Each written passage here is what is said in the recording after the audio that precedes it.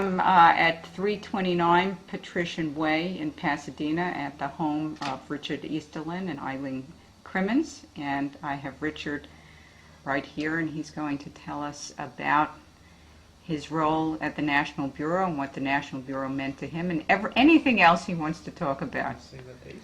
And yes, and the date. Larry Katz is here as well, and he's reminded me that I should say that it is March 15, 2002. Thanks, Richard. The Ides of March? Is this the Ides of March? Yes, it is the Ides of March. All right. Okay. I'm Dick Easterlin. This is your line. You ask the questions, Claudia.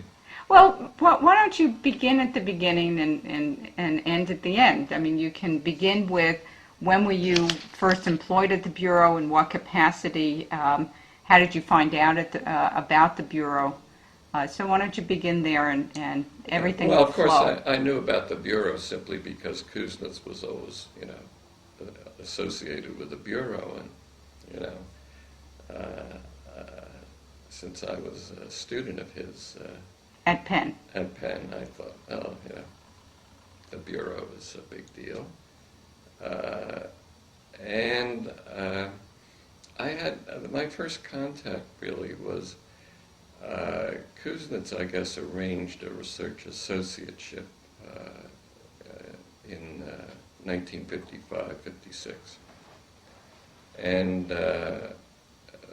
that was quite a phenomenal year because at the same time, Doug North was a research associate and Ken Buckley. And Doug was in residence in New York. We all took up residence in New York. I lived on Long Island. I forget where Doug and one of them was in Westchester, as I recall, and one of them may have been in New Jersey. I mean, we didn't see each other socially because we were really scattered. Except there was this one incredible dinner at George Stigler's that is a phenomenal story. Okay.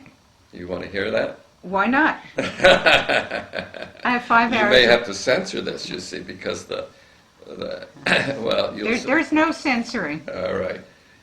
Well, I mean, Stigler is sort of the great potentate, and of course we are the minions that are invited to his home for dinner with our wives.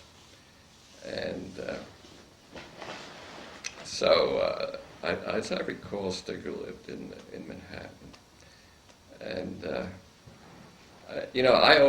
my view of Stigler was always that he was not really NBER. I mean, he wrote these books on price theory and that sort of thing. And he had this strange affiliation where he presumably did some empirical work, but I never knew him to do any empirical work himself. And I remember, this is just background of my attitude towards Stigler, but there was a luncheon that we usually went out to lunch. At the NBER, and at one of these lunches, the subject came up of a dissertation that had been presented at Columbia in economics that provided historical estimates of the balance of payments. And it was done by Matthew Simon, whose name you probably know if you didn't know him. He, hard-working, serious economic historian, and he had done a good job of putting these estimates together. And here's Stigler, at the National Bureau of Economic Research at this luncheon, and he's saying, and the question that he's posing is, well, now, do you think a dissertation on estimates of the balance of payments for the United States is appropriate for a PhD in economics? Well, Stigler's view on this was quite clearly that it wasn't, and I was sort of really taken aback. Yeah? here's this guy that presumably is an NBER person. But I was not surprised, because I never thought Stigler really fit. But yeah, a perfect example of this incongruity between Stigler and the Bureau. So that I never particularly liked Stigler. This only was, sort of proved the point, Right. and so not that I didn't get along. We always said hello if we passed each other in the hall or something like that. But anyway, so he invites us to his home. Well, you must know that Ken Buckley really had a problem drinking and eventually died because of kidney problems brought on by excessive drinking. His wife was wonderful, very attractive, very sort of understanding of Ken. She put up with, I think, lots of difficult stuff. Ken was a really smart guy and a really able economist and economic historian who did, some very good empirical work on Canadian national income. He sort of had association with Urquhart and so on. And I actually went and gave a talk one time at Saskatchewan in January. I'll tell you, it was the coldest. It was 20 degrees below, but that was after we'd gotten to know each other. Anyway, but I can see one reason why he drank so much is you had to survive. Right. Well, you know that in New England, how back in colonial times, they grew corn in order to make bourbon, basically. It wasn't that they needed it for the food consumption. So anyway, Ken would naturally get well primed for an affair of this sort, so he came. And then Doug was there with his wife, who was quite attractive.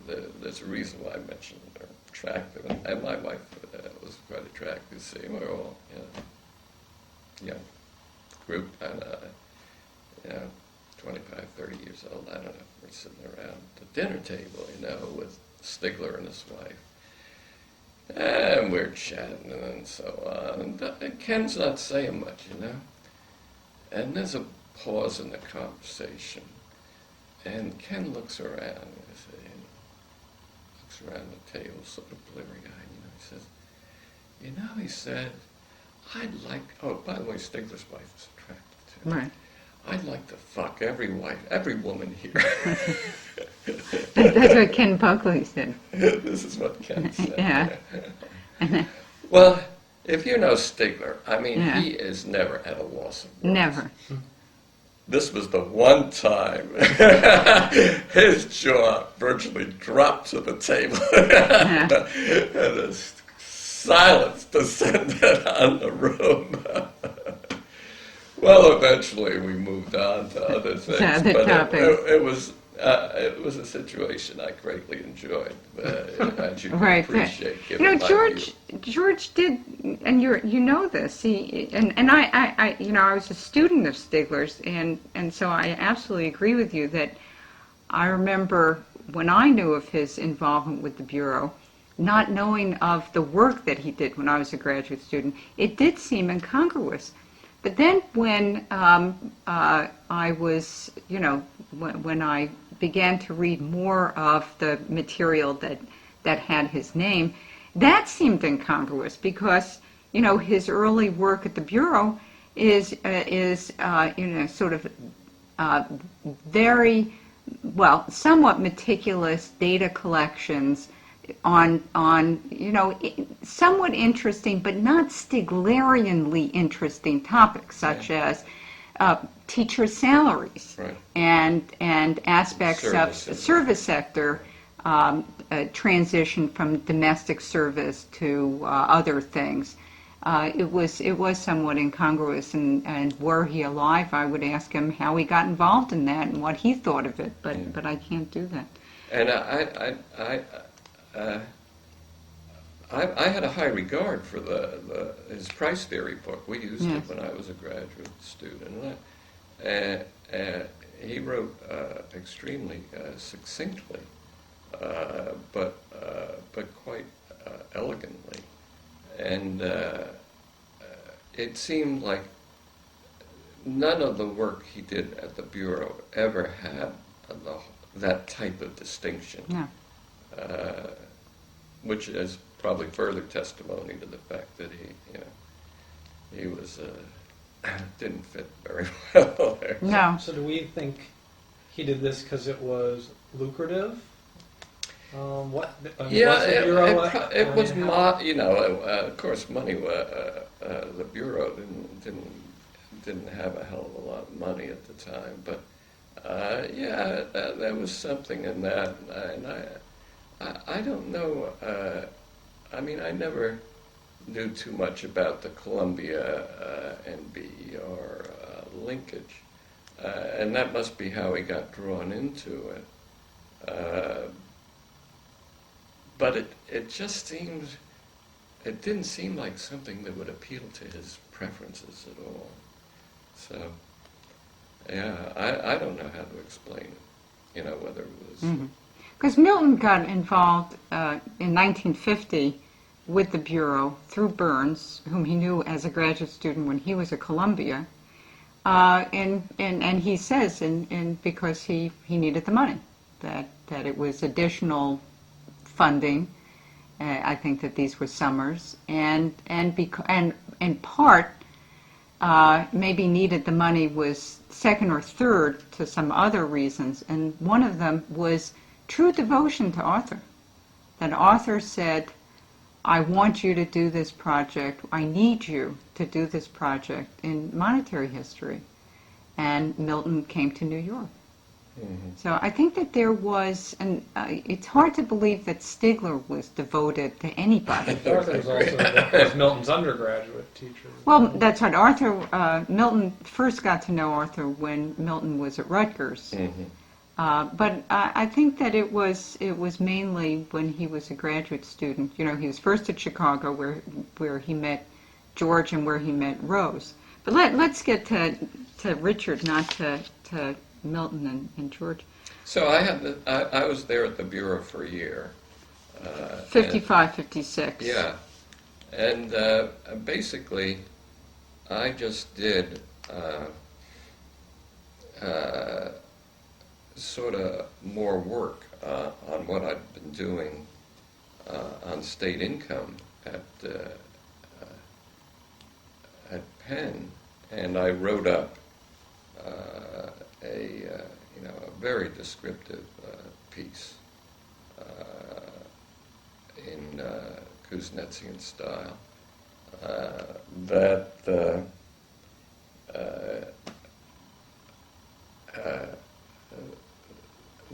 probably occupied most of my time. When I went there, I'd already written up how these estimates had been made, you see, and we had at Penn, the project at Penn produced these dittographed, the purple. Right, mimeograph things, right. Yeah, and so I had this report that was my write-up. And so this is the work that you were working with Anne, by yourself, with Simon, with Dorothy? Yeah, well, Dorothy and Simon were the project heads, but basically the four of us who were the lackeys, Everett so this Lee, is Everett Lee. And myself and Miller and Carol Brainerd. Right. We pretty much worked by ourselves. But we would have meetings maybe, I don't know, once a month or 2 months at Penn when Simon and Dorothy would sort of talk about where we were going and what progress we were making. But Simon sort of, was like my supervisor. Dorothy was Everett's supervisor. And Carol and Ann, who were doing the labor force stuff, sort of fell in the middle because Simon, sort of knew more about labor force, I think, than Dorothy, although Dorothy worked a lot. But actually, Ann's mentor had been Gladys Palmer, right, and Carol's too, and so they probably knew more about labor force Right. themselves by virtue of that than either Simon or Dorothy. So they, I think, sort of went pretty much along on their own. Simon sort of mentored me, and Dorothy played a very active role in migration. Now let me just get the chronology straight, because you get your PhD in 53, and what you're talking about now is 53, 54, when we're talking 55, yeah, up to the year I went to the year you went. And so at this point, you're an assistant professor at Penn. Yeah, right? I got appointed in 53. Right. And these and other... I'd never done any empirical work, but Simon said when I finished this dissertation, which was on conceptual aspects of the measurement of economic growth, he said, now it's time for you to do some serious work. And so he says, how would you like to come and work on this project that Professor Thomas and I are starting? So I didn't know what I was going to do with myself anyway, and I had a very high admiration for Kuznets, so I said sure. So that's how I got sort of into empirical work. And Simon stays at Penn until what year? I'm not sure exactly when he left. But he was there in 55, 56 when you were at yeah. the Bureau. Right. We overlapped for several years. We were just talking to Lance, and Lance was at Hopkins, of course, and gets his degree, what did he say, in 57, 56. So Simon may have split his time between Penn and Hopkins. I think he went and visited before he went there. And, the reason he left Penn was there was this interim president, acting president. Stassen had been president, and then he left. And I can't even remember the name. It's something like Dupre, but that's not it. But this guy didn't even know who Simon was. And Simon went and talked to him about, he had an offer from Hopkins, but basically he didn't want to leave. He had this beautiful home in Elkins Park in northern suburbs of Philadelphia. Actually, I stayed there one summer when Simon was away. He said, why don't you guys come and house sit for us? So my wife and I stayed there. Yeah, incredible library. I don't know whether you've heard of it. This just lined with books.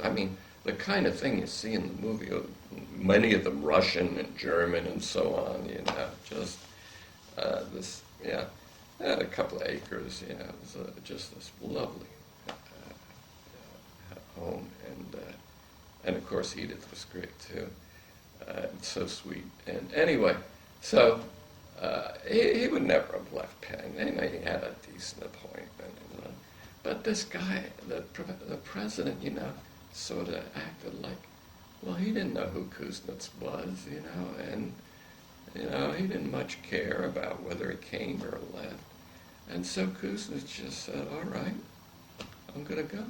Yeah. And he left, he never said much, to me about it, but my feeling is, he must have been pretty upset right. at that guy.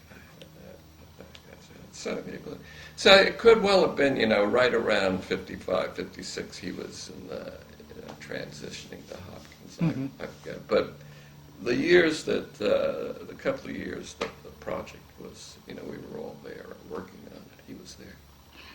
He was there in the sense he would. Since we're on Simon, and I've got, as you know, questions that are more about Dick than about Simon, but since we're on Simon, let me just ask this question that you may know a lot about, or you may not. I don't know.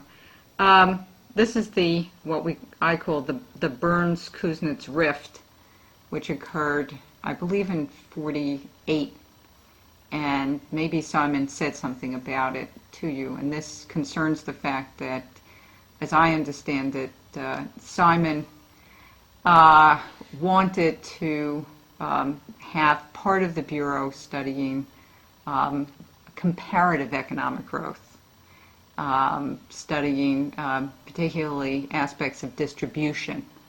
And of course, Burns, following the Mitchell tradition and following his own interests, was more interested in business cycles.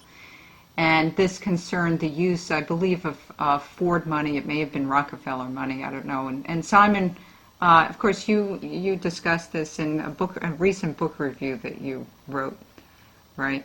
Yeah, And we discuss it. what? You mentioned it. Yeah, I mentioned it.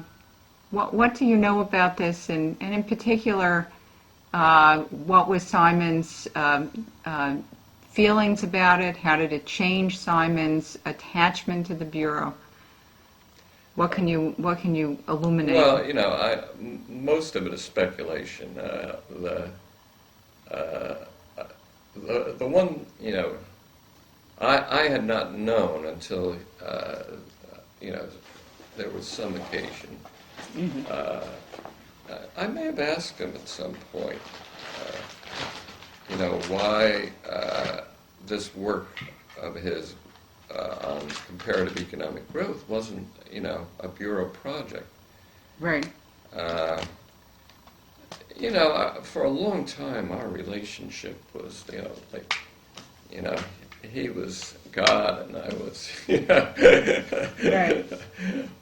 way down at the bottom, because, there was many years age difference. And Simon was never that approachable. He always Right. was, shy. And so, until later, after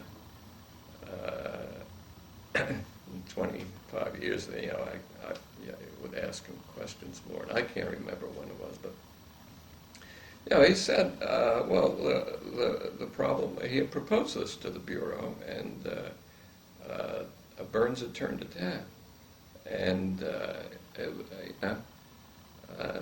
by then I guess he wasn't, feeling too, upset about it, but I think at the time, I can only imagine,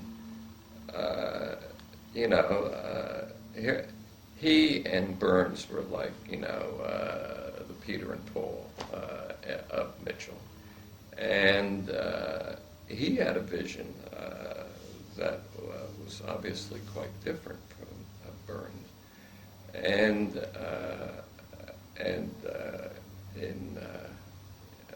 I think really more of a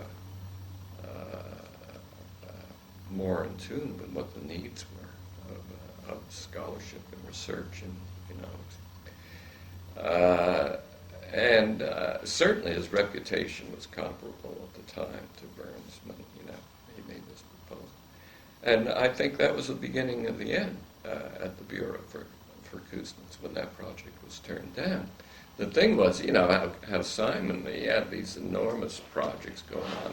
This was the one on capital formation and financing. Right. It went on for close to another 10 years. Mm-hmm. And he stuck with it, and he did all the work.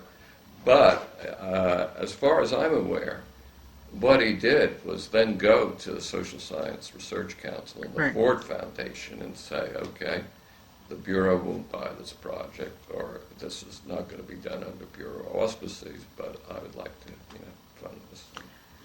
That's what happened. In part, the beginning of the end of Simon at the Bureau was, as you say, this proposal. But was it not as well the transition from Mitchell to Burns rather than from Mitchell to Kuznets?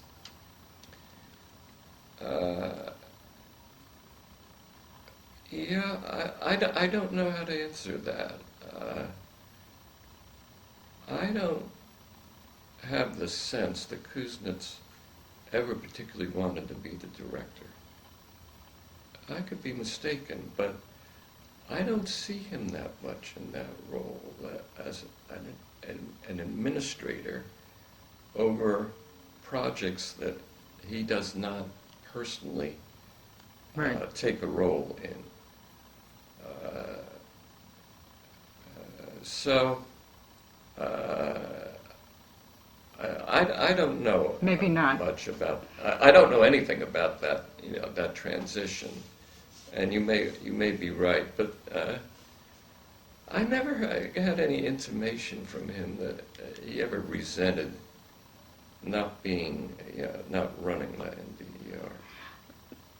NBER. Let's keep on with Burns for just a moment, which when you were at the Bureau for this year, how much did you see Arthur?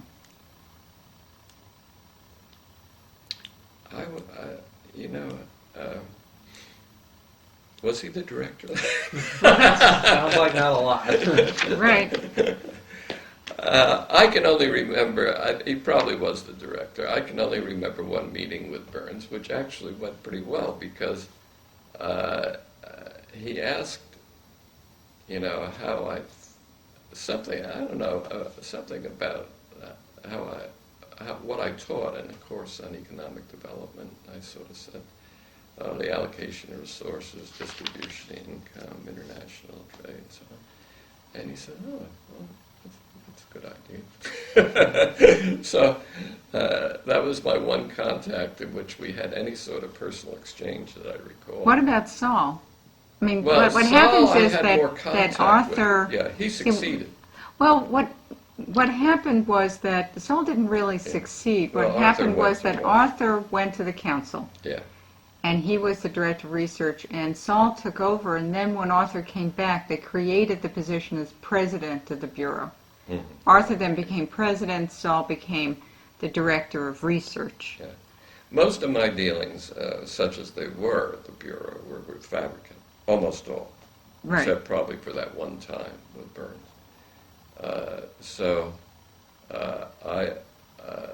I always think of Fabricant as running the Bureau in my tenure, such as it was. But probably in that year I was a research associate. Burns was the director, and then he went to Washington.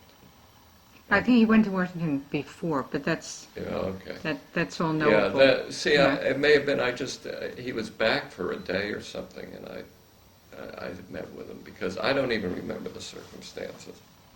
Right. But Fabricant was the one who was running Right. the show. Well, when you were at the Bureau... And I'll tell you, they yeah, didn't pay much. Right.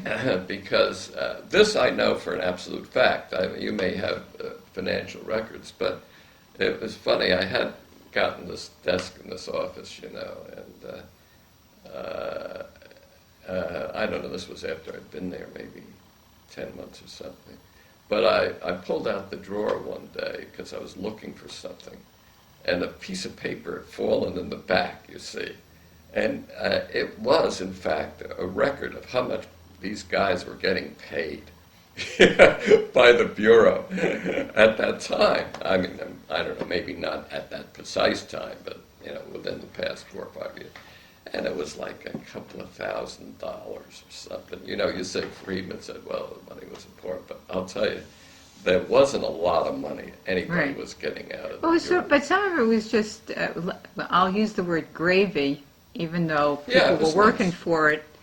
But they were getting paid for doing things that they That probably you would wanted have to done do, anyhow. Right. Right. And that's what I got, basically, a summer salary, which freedom. Well, also, I guess I got half-time, because I remember now, I was only teaching half-time at Penn for quite a few years. So it was because of So the Bureau helped buy out Yeah. courses when you... Yeah, now one of your questions is about Money. money, and well, I didn't. I had no conception that you went out and you got money to do research, you see. So I just assumed when you were on the Bureau staff, you just sort of got a little gravy along the way, which is what I was getting. And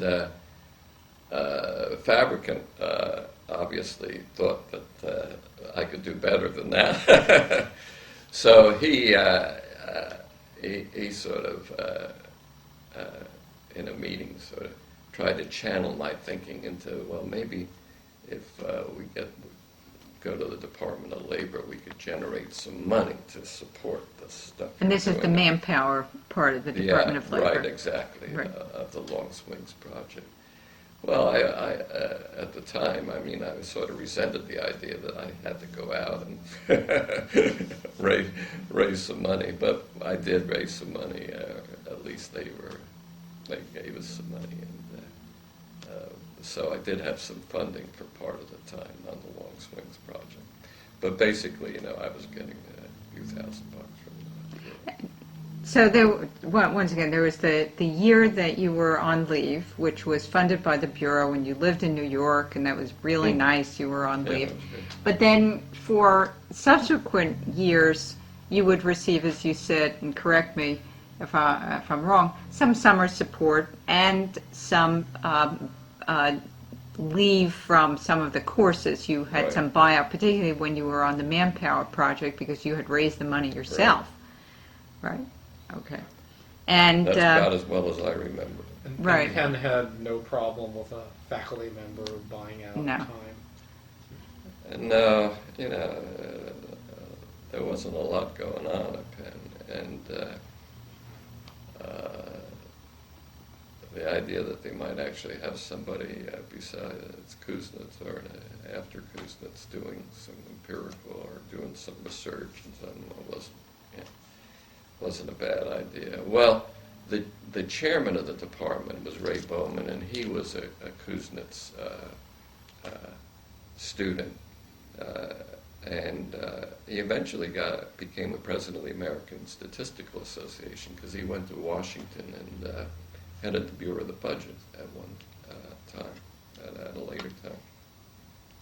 And so he was quite agreeable to this arrangement. The other people in the department that were mainly writing textbooks or had written textbooks didn't much care one way or the other. so, did you, after the year that you spent at the Bureau, did you go to New York, like, during the year for a few weeks? Did you Yeah. have research assistants at the Bureau? I would usually just go in about once a month.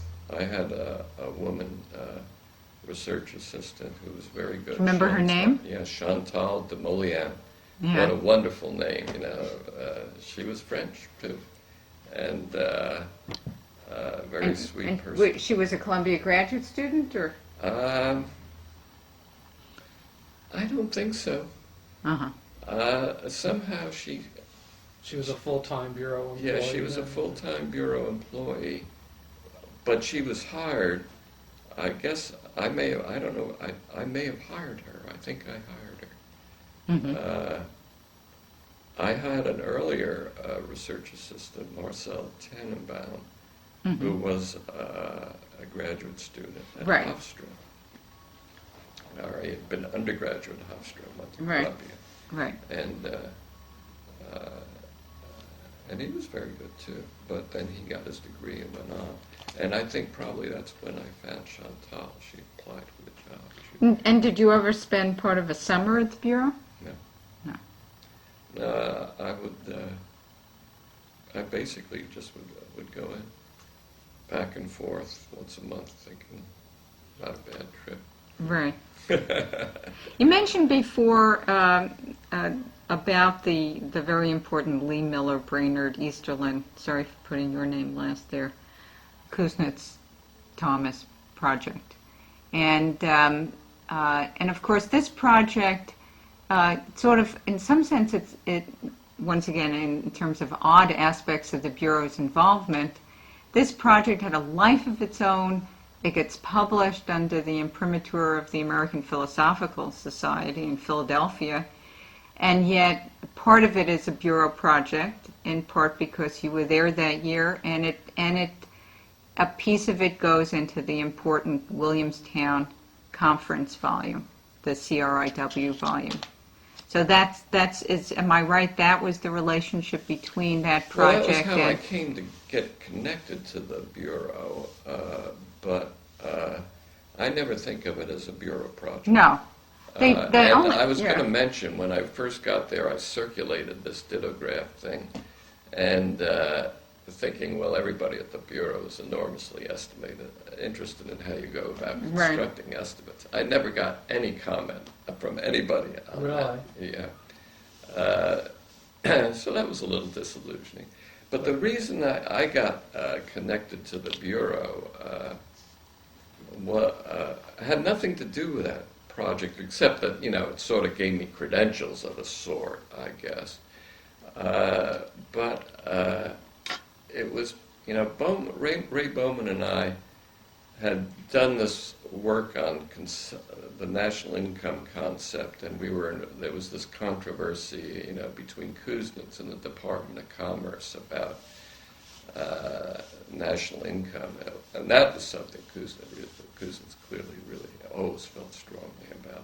This is treatment of capital gains and more than that, it's how broad it should be. the idea that the Commerce Department it was basically the idea that all you're doing is social accounting versus the idea that you're doing Pigovian measurement of economic welfare. That is the crux of it, you see. And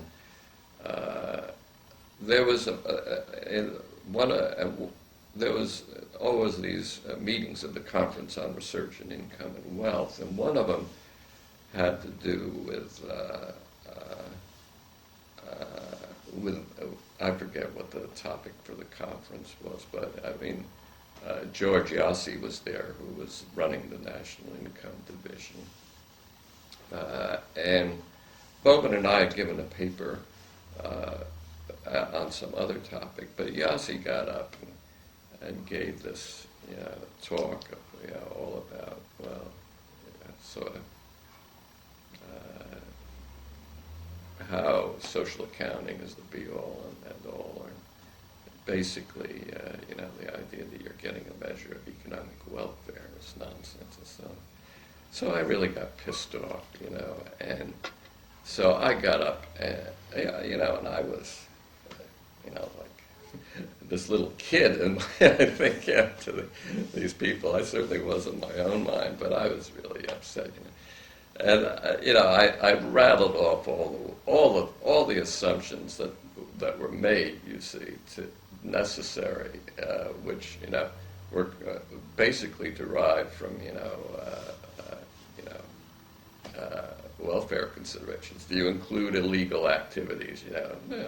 This and that. But anyway, I guess it was a pretty good explosion because.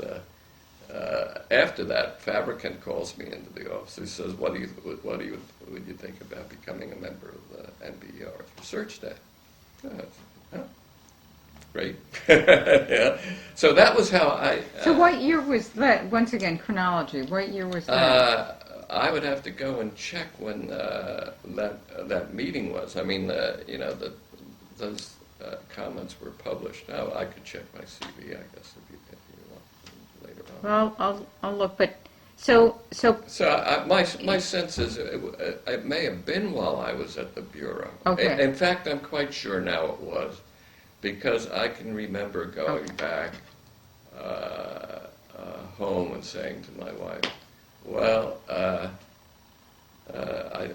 was quite elated. In fact, quite proud. Well, I've been asked to become a member of that." So it was during that period I was there. So that's when you switched from having this year to being on the staff. Right. And that's when your So name becomes part of the annual continue reports. As a member of the staff, but I'd be at Penn, and which you did for the next 10 years, from 56 to 66. Exactly when. And I guess I was to continue. Well, on your CV, you list yourself as a research associate. Well, this is a research associate in 55, 56, and by that you mean that you were on this year.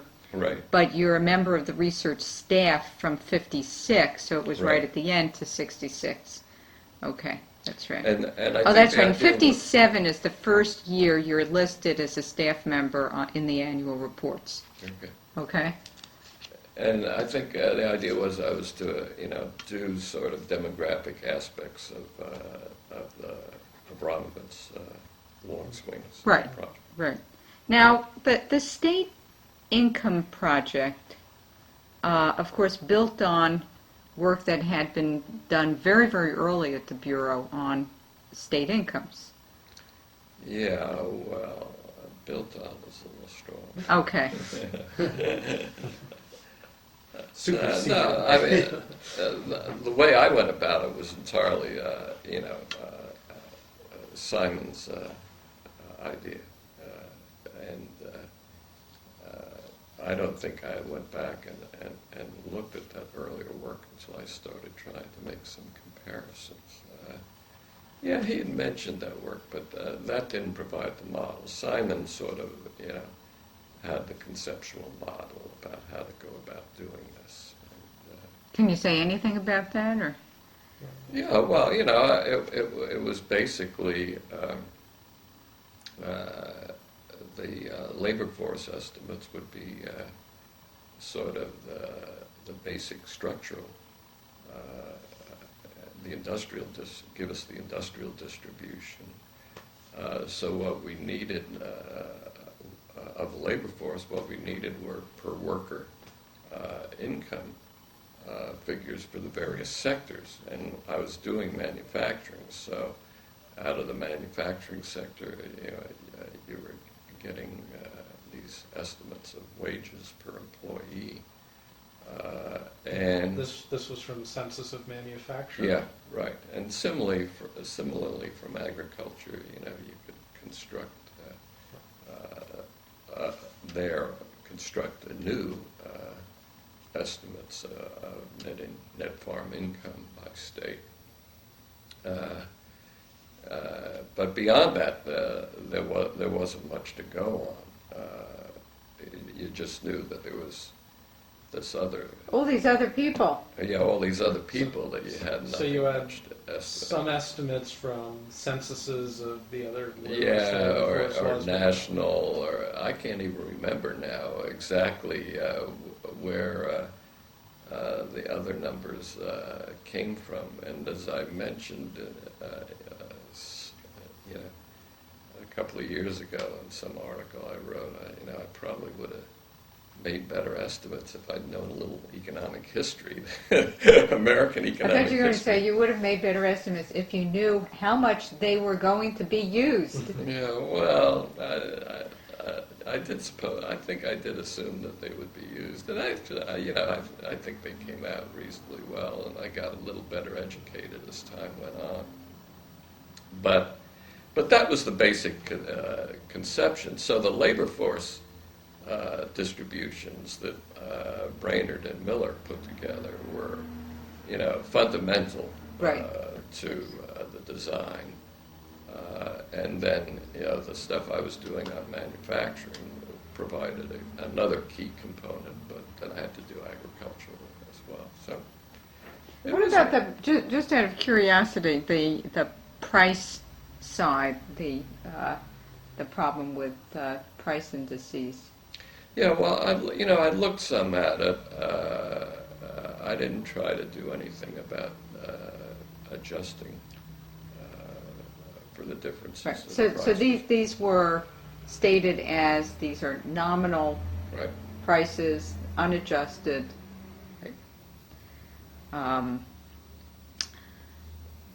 Let me move to, and of course we can come back to any of this, how then your ideas regarding population emerge from this. And so the Long Swings Project. And so now we're going to move from the important 3 volumes that are done that Mhm. I have the library's copies of these that I just noticed the other day I've had for 10 years in my office, so I feel as if I own them, which I don't.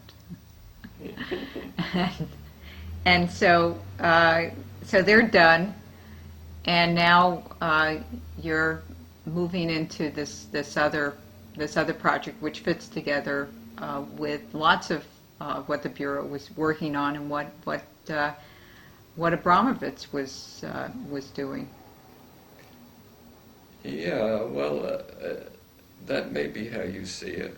Well, I don't see anything. This is, I'm did- trying to, I never thought, in the period that I was there, that the Bureau was particularly interested in any demographic questions. yes. And, my own experience and thinking changed quite a bit. Dorothy Thomas was the key influence because when we were on this project, she made me go to these population association meetings and get to know who the demographers were. I mean, there were no other economists there, So- I didn't know. So what was her position actually? She was a professor of sociology. At Penn. Okay. Yeah. So one of the great trivia questions you see is who was the first woman president of the American Sociological Association? It was Dorothy Thomas. And then that was in like 1952 or 3, and the next woman president wasn't until about 1967 or 8. Dorothy was just a phenomenon. I just had occasion to write a piece, only like 400 words for Encyclopedia Population about Dorothy. But it made me go back and look at stuff that I'd never seen on her, some biographical stuff, some autobiographical stuff. She was just an incredible woman. So, in retrospect, I was incredibly lucky because I had Kuznets as a mentor and then Dorothy Thomas, and she, was this very strong personality. More empirical even than Kuznets, you see. Even though if you look at her evolution, she was, involved in theory, and she had but she had become and you look at her presidential address to the American Sociological Association, and it talks about theory and so on. But in truth, when I got to know her, she didn't give a shit about theory. All she cared about was make those estimates of migration, you see, and let's look at what they show. Anyway, so Dorothy had sort of gotten me into not liking population, but I told Kuznets at one stage, when I was still a graduate student, I didn't see any interest at all in population, and he was a little taken aback by it because he was more obviously more interested in the subject.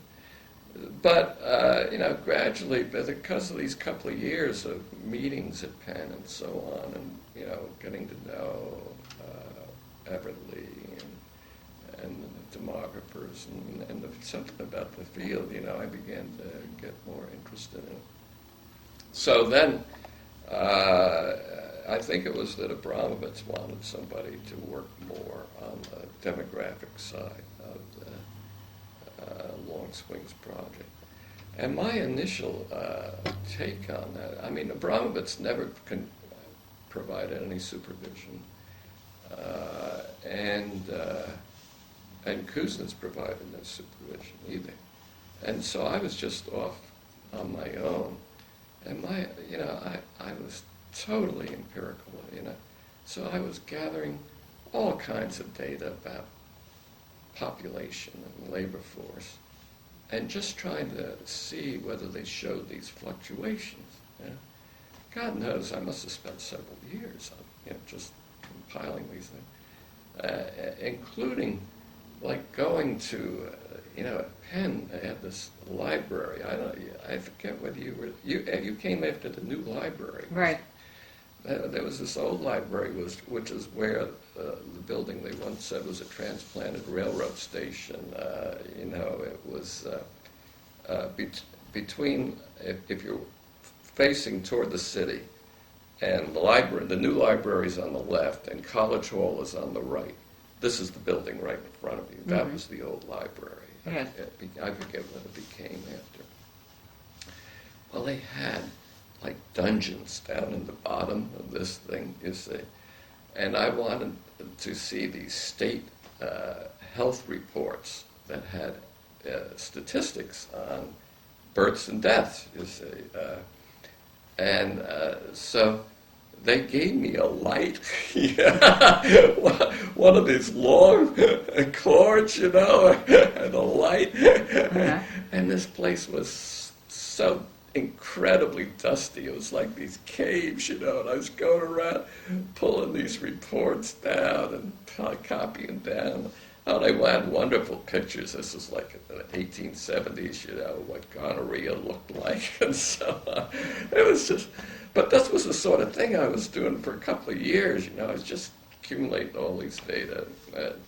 But gradually, I actually wrote up a monograph that I never got around to trying to produce, but it became like part of one chapter in my book eventually that had to do with what the labor force and population data showed from the census about long swings. And it turned out they did show the long swings pretty clearly because the censuses happened to occur very fortuitously in terms of picking up these demographic movements. So that was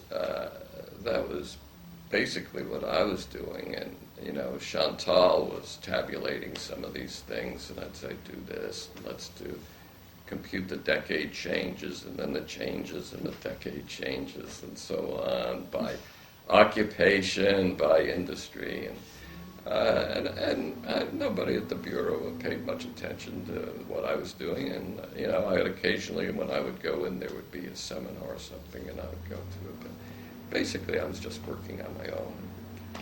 And, gradually, I guess, because, I had been trained as an economist, and I sort of had learned theory, and I'd done well in theory, and, I was teaching economics, and so there was some sort of tension maybe between, the empirical work and the theory. I gradually, started trying to do more to, I forget exactly how I got into the baby boom, but it grew out of, looking at these fluctuations and the population changes and the fact that the immigration swing Right. was replaced Right. by a fertility swing, and I think that was a key insight. and part of it was also I'd lived this experience because I remember, I gradually came to realize, how, these aggregate supply and demand forces were operating, here we were in this incredible post-war boom economy, and how the immigration had been cut off by legislation, the entry into the labor market from natural increase of the population was way down because Right. of the fertility. And the result was, young people were in this exceptional circumstance that I can remember sitting with Al Phillips, who was a colleague of mine, and it was probably the late 50s or something, and we were in a bar having a drink. I said, Al, we're in this incredible situation. Yeah? I realized, finally, this was sort of like what our whole generation was about. Everybody was, finding it easy to make money. They didn't have big aspirations. We'd come out of the Depression, Butts, Bill Butts and Ward. I mean, these people, had this crazy idea that the labor market for women, young women, was so bad, and that's why they were having kids. The labor market was right, good. It couldn't have been anything farther from that. I knew it from personal experience. These guys writing 20 years later, they didn't have a clue what was going on.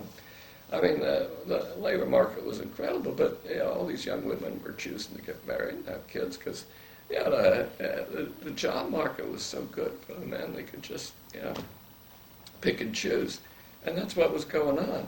Well, so that was sort of how I got into the American baby boom. It sort of grew out of the long swings, and that was, I guess, the first real analytical insight that I had, where I merged the empirical with the analytical or theoretical, Right. and I knew it was right because I lived it, and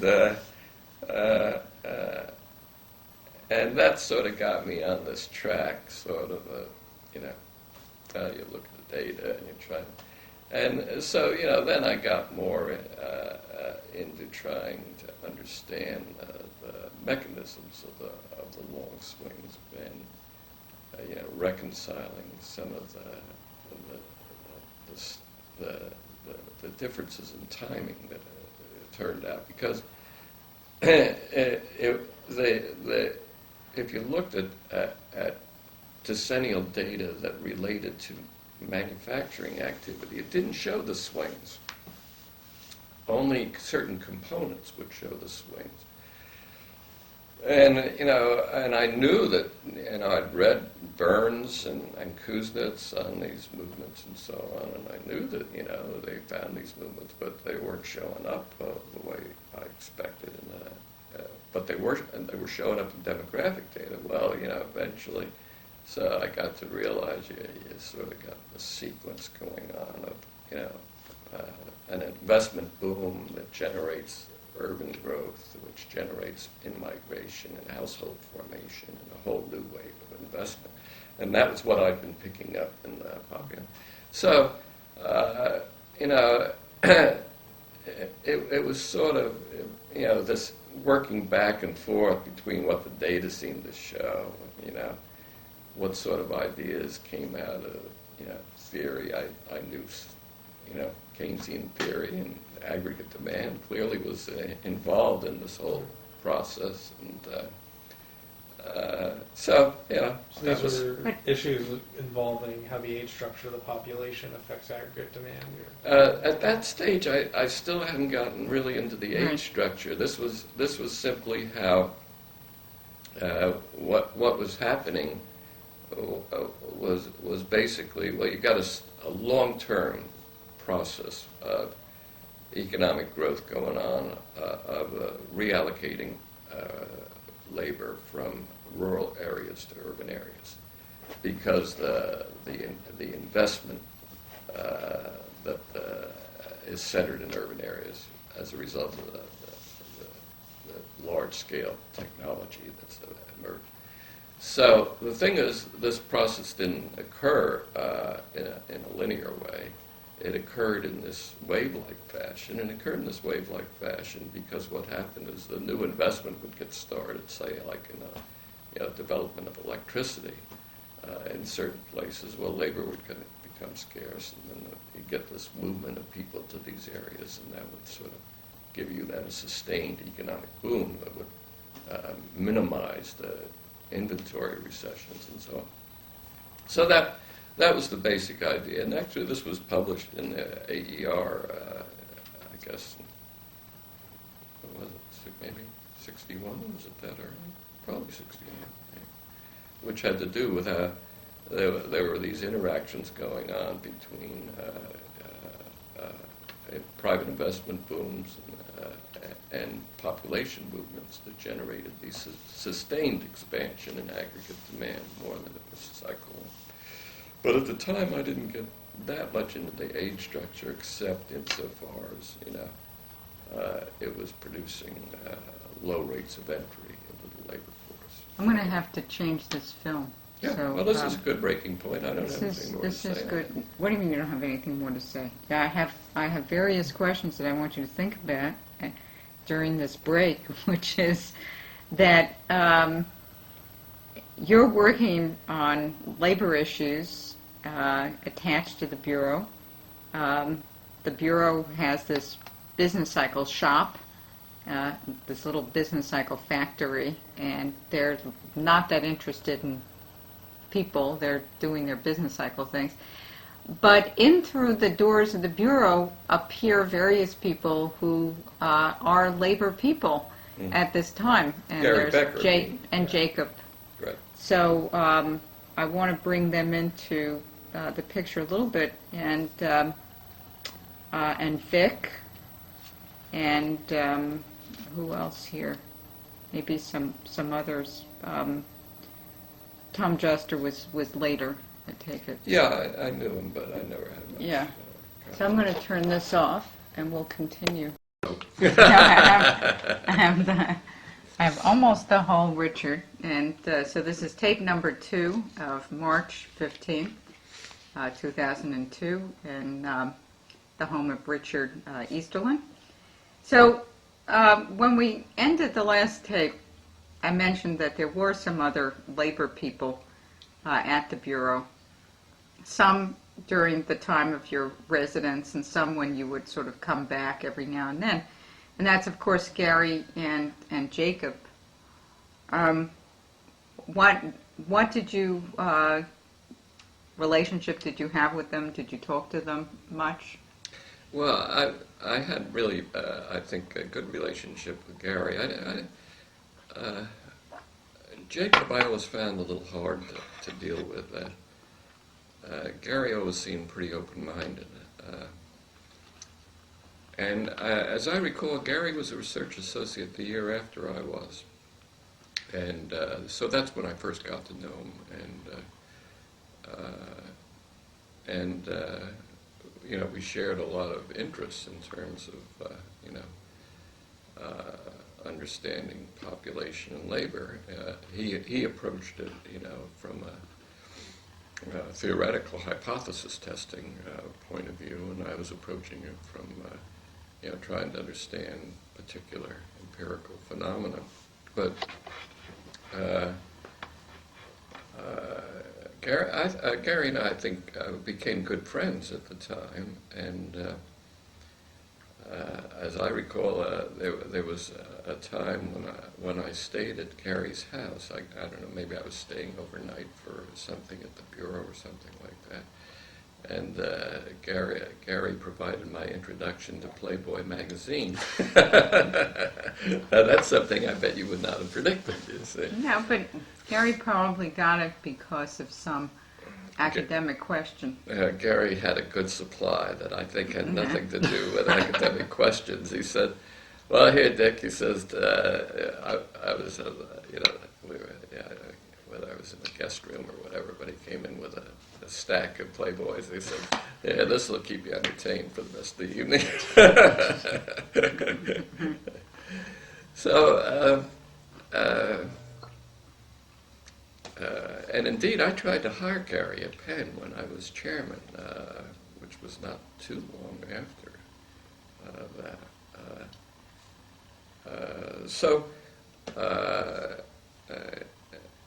Yeah, Gary had, you know, he really had more,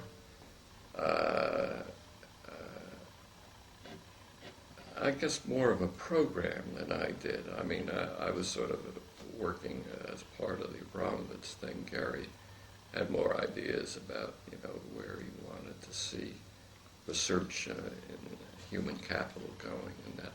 I'm laughing because, with hindsight, you had a program. And I think that Gary would say that he didn't have a program. Well, it's nice of you. But it's true. So, you know, over the years, I mean, Gary and I have not had, you know, any sustained contact, but we've always had friendly get-togethers. What about We've ended up yeah. pretty much on opposite sides of how you go about studying things and, you know, what's right and what's wrong. But aside from that small difference, I think we still are close friends. I think of him as a close friend. What about Vic Fuchs? Oh, well, Victor, actually, I tried to hire Victor, too. Victor, however, got, I think, well, the department wouldn't hire him. I don't know why they wouldn't hire him. You know, this was at Penn. By that time, What year are we talking about? I guess the early 60s we're talking about. Well, his good work was yet to come. I mean, he Yeah, was a, that's he was true. a It was late good bloomer. work. But I thought he was I thought he was a smart guy.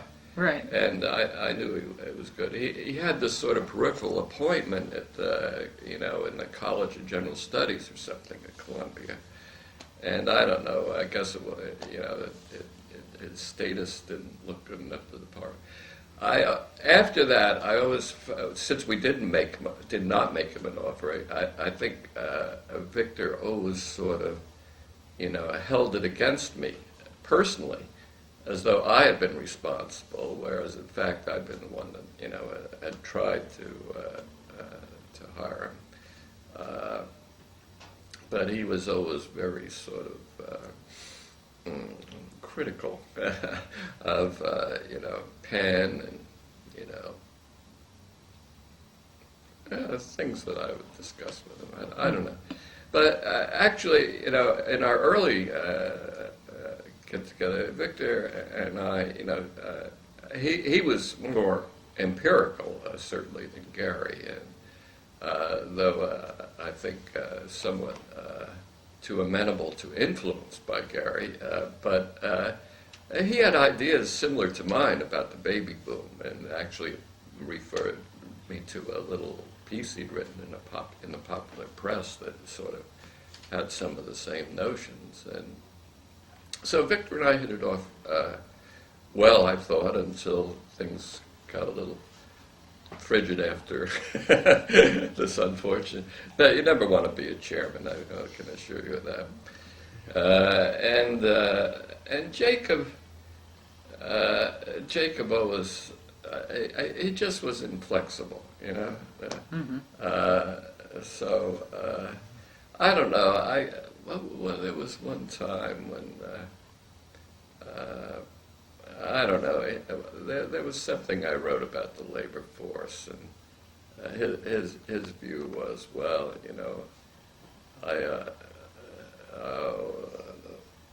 did I have an identification problem, or this kind of problem, or that kind of problem? Yeah, he was giving me all this econometric crap. And I said, but Jacob, this all hangs together nicely theoretically. Why don't we focus on the substance and not the methodology? Well, that was the problem I always had with Jacob. I mean, Yeah, I think that Jacob he wasn't good at give and take. Yeah, I think that Good at Jacob give. had a very good sense of his agenda, of what to follow. He knew that he was starting the day and he was going to get to B and then go to C. And in that sense, I think he was somewhat inflexible. Yeah, I and think Gary was he's- always much more open. Oh, Gary was completely open. Gary's story about how he got involved with the Bureau is that someone came to him, maybe it was Arthur, maybe it was George, I don't know, and said, if all you have to do is write a grant proposal and we'll give you summer money. And Gary said, okay, that's fine. And he went off and he wrote this proposal. He said, well, what am I going to write about? He wrote about this thing that, he had talked in Chicago to Ted Schultz about human capital. And then he got the money, and then someone said, maybe Arthur or George said, well, now you can do whatever you want. And Gary said, well, I didn't know what to do whatever I wanted, so I decided to do what I promised. And so in that sense, there is a tremendous amount of flexibility, and there still is in Gary. Yeah, I agree. Bob Lipsey, did you talk to Bob at all? Or Sure, What yeah. about Ruth Mack? Did you see Ruth? Oh yeah, well Both of actually, those. Ruth was sort of. I tend to think of Ruth as being in my state as sort of a peripheral member of the Bureau, because if you weren't at Columbia or if you weren't at NYU, Right. in New York and at the Bureau all the time, you weren't involved. I thought she was at the Bureau 100%. Well, it may not fit her, but somehow she doesn't seem to. I don't know. She didn't fit but Maybe you I didn't always like, liked Ruth. I you mean, didn't she like was, hides and shoes. You didn't like hides and shoes. She had an article that was very good on consumption aspirations, you see, that was totally out of step with, what the profession was doing. Right. But was right, basically, I think, about that. I probably didn't appreciate it till later on, but somehow I always liked Ruth. She had a good, she was a good person to talk to because she had a lot of some intelligent things to say. Yes. Maybe it was because she was a woman, she was peripheral. That's a good point. Oh, So just like as Anne, always seemed, Anne Right. always seemed to be Right. sort of that way. Ruth is alive and lives in New York City. Still, great. She's very frail. She's 99. Mm. And, wow. yes. And her husband passed away some years ago. She had a boyfriend, and he just passed away 2 years ago. And she was living on the west side, and he had been living on the east side. And I heard about this because she was combining these residences, and her library was being donated to the New York Bureau. Is there anyone else in the years that you were at the Bureau? See, I think of Bob. You mentioned Bob Lipsy. I think of Yeah. Lipsy and Creamer as sort of sine qua non NBER. Yes. Very empirical and fabricants. And fabricant. I mean, they were all,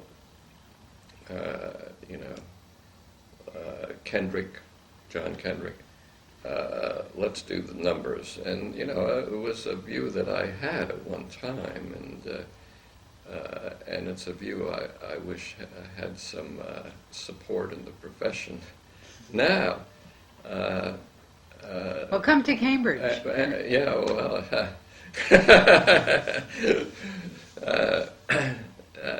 the Bureau's changed. It's much more mainstream than it used to be.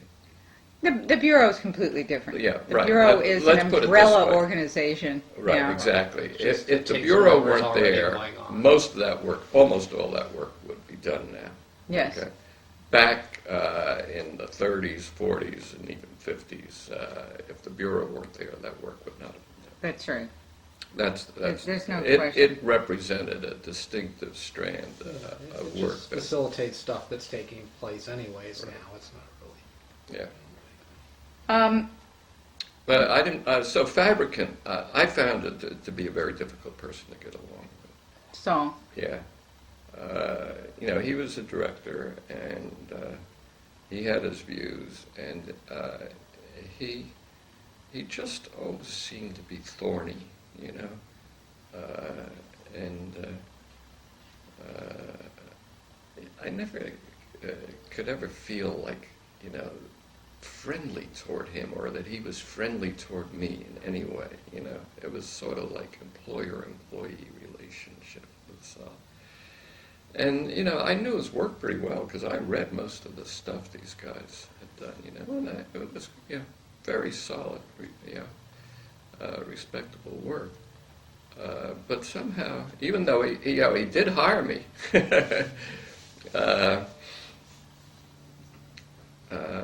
I found him difficult to get along with. So was he?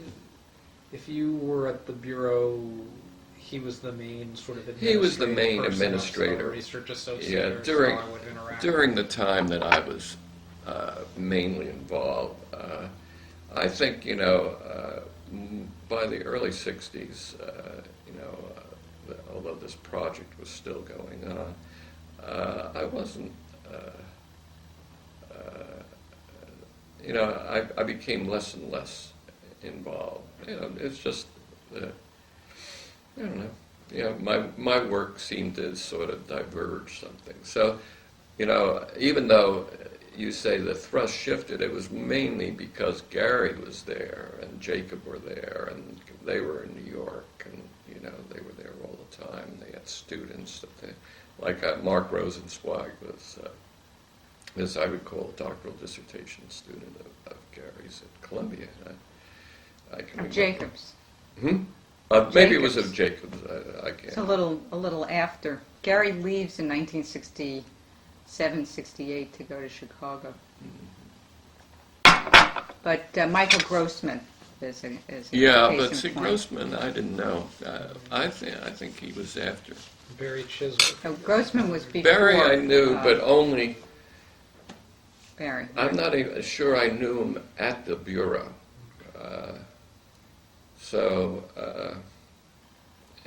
It's part of it was simply I was not that much involved, but whatever they were generating in this area of human capital, I don't think I take any credit or responsibility for. Anyone else? What about Jeff Moore? Talked about Saul. Yeah, well, of course he's sine qua non too. But yeah, Jeff was a good guy, but totally interested in his stuff. Nothing else. Well, what did you think of the business cycle shop? I mean, did you ever think, well, there is this part of the Bureau that's devoted to business cycles. It's this little factory in which they did business cycles, or was it that you felt that your work was a part of that, of the business cycle? I felt my project? work was related. Right. I never had the sense that feeling was reciprocated. But by virtue of my association with Abramovitz and of Abramovitz's approach to long swings, we generated some of the standard NBER measures. We computed averages over the NBER business cycles Right. to show the long swings and so Right. on. And so I had a fair exposure to some of the business cycle methodology, and I thought it was good. I thought it was worthwhile. Where was Mo living at the time? He was in Stanford. So he would just come back for a week at a time, or how did you? Yeah, I'm not even sure of that. I guess my big the time when I had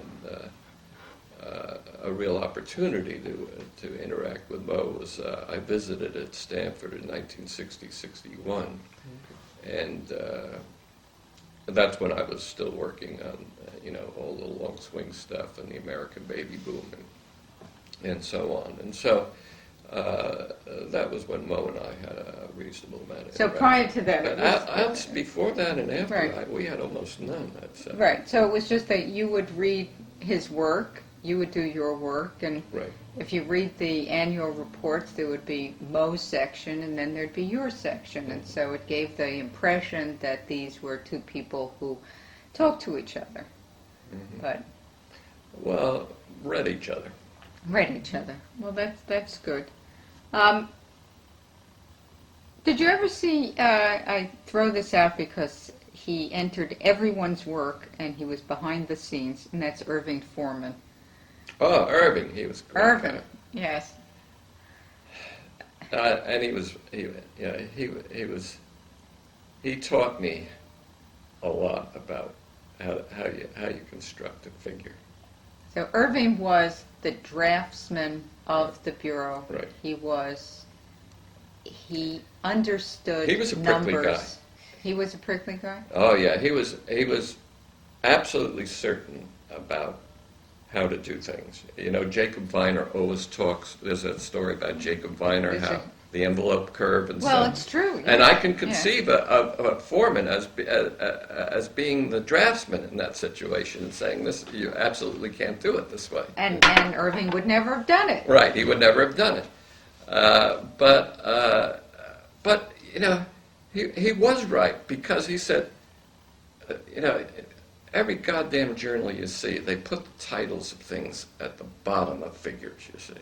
He says, you never put the title at the bottom. You read a page from top to bottom. You want to put the title at the top.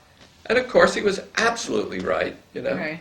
And there were a lot of things like that. But he was just a genius at taking many series and drawing them in the same diagram. Right. He taught me how you go about doing that. How you can, splice different scales and stuff and put them together and so on. And the book, my book, just the figures in it, bear his imprint. He Right, absolutely. He was undoubtedly, he contributed a lot, in that way to presentation of the Bureau's work that was very rarely appreciated, I think. But I always liked him, and we got along quite well. It's extraordinary that he did all that. He was a full-time employee of the Bureau. That's just how much came out that needed graphical analysis. Yeah. Complicated. He taught me that that a figure is a work of art. It is. I mean, His it's a figures creative are work of art. Well, it Yeah. certainly can communicate as much as the entire thing. Of course, yeah. We should find the original Irving Foremans and have them mounted.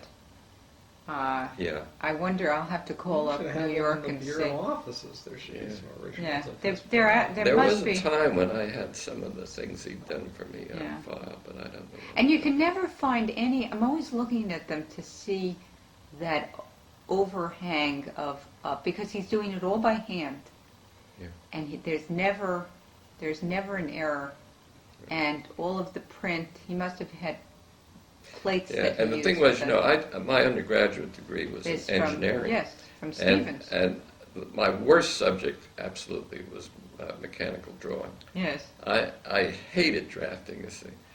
And I could really appreciate, what artistry went into that because I had been so terrible at it, And he could just do exquisite work. Larry's shaking his head because he's terrible at it. Yes. Yeah. Yes. Well, I have two questions, and then we can say anything else. You can say anything else that you'd like. The first one is just my own desire to understand the intellectual roots of your own work on relative income, a very important part of where your work then went, and in terms of the economic theory that you had in your head, was that what mattered was not just the absolute level of income, but your expectations, where you saw yourself fitting into some relative, and the relative could be at that moment or relative to your parents, relative to when you grew up.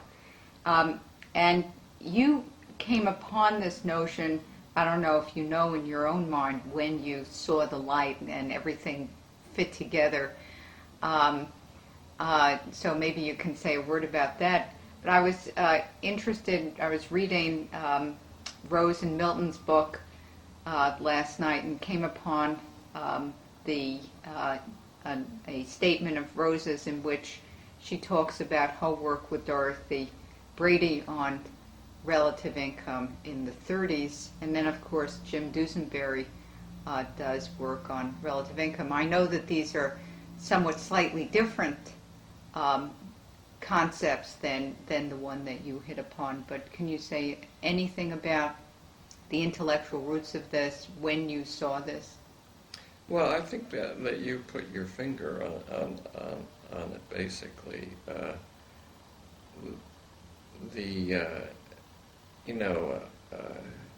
When I was doing graduate work, and then subsequently when I was teaching at Penn in a graduate course in economic development, there was always this big controversy about the savings ratio, and Duesenberry's book was, directed to that, and Modigliani had written more of a time series type of analysis, but both of a relative income nature. And so I've been teaching, Friedman, consumption function, and these other various views, and so on.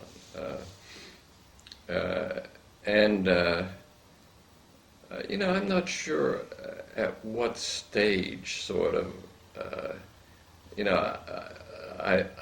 I got to, make the connection to fertility behavior, but I'm sure that those were the roots of it, because I knew that literature quite well at the time. I don't know it much anymore, but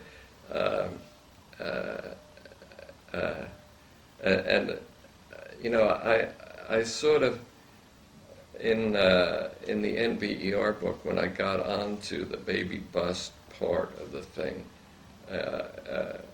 I tried to do more of looking at some indicators of the kinds of backgrounds that people came from that might have influenced their aspirations. I remember trying to look at some of Goldsmith's work, Ray Goldsmith's work. Now, there's a name you didn't mention. Ray was quite a great personality, and quite an influence.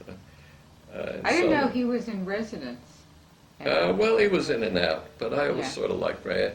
And I knew him because of his close association with Simon.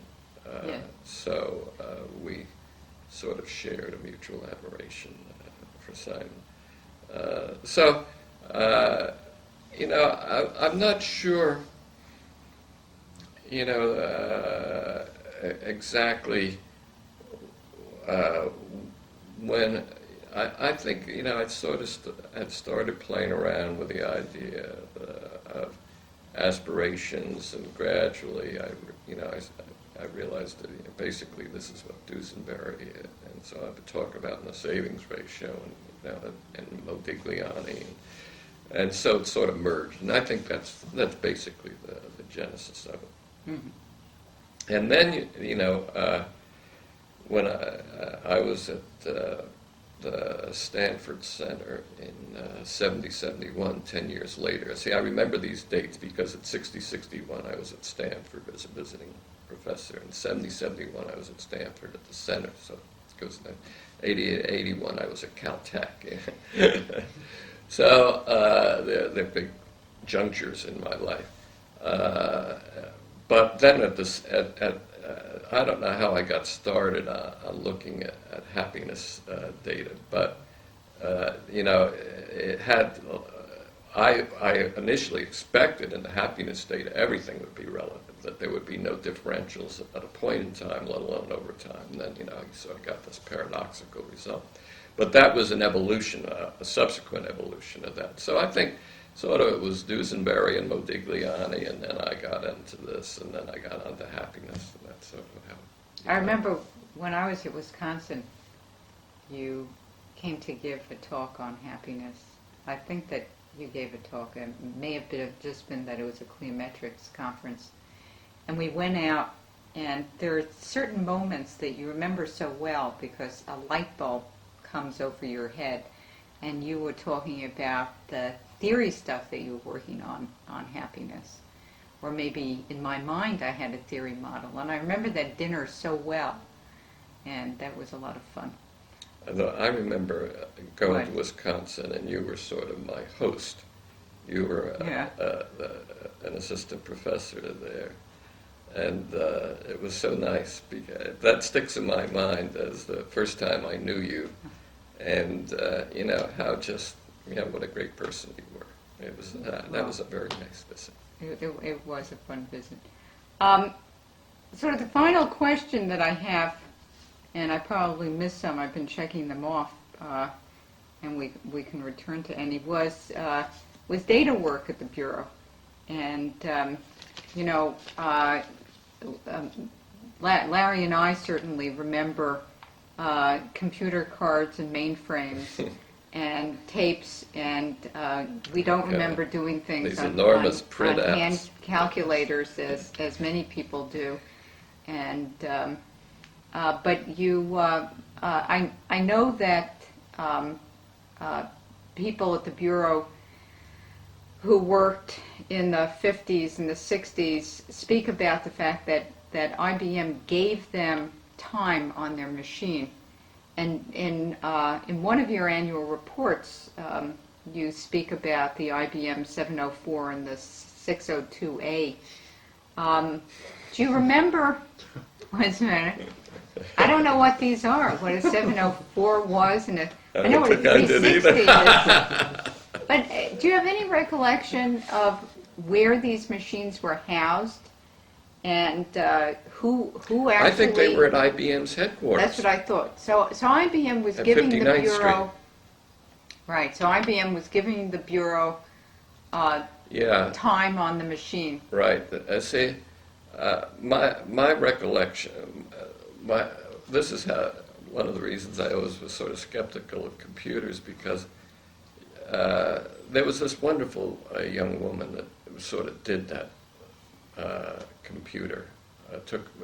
She was the one you talked to, and she went out. Is that Charlotte What's her last name? Boshin? Yes, I think that's right. Okay.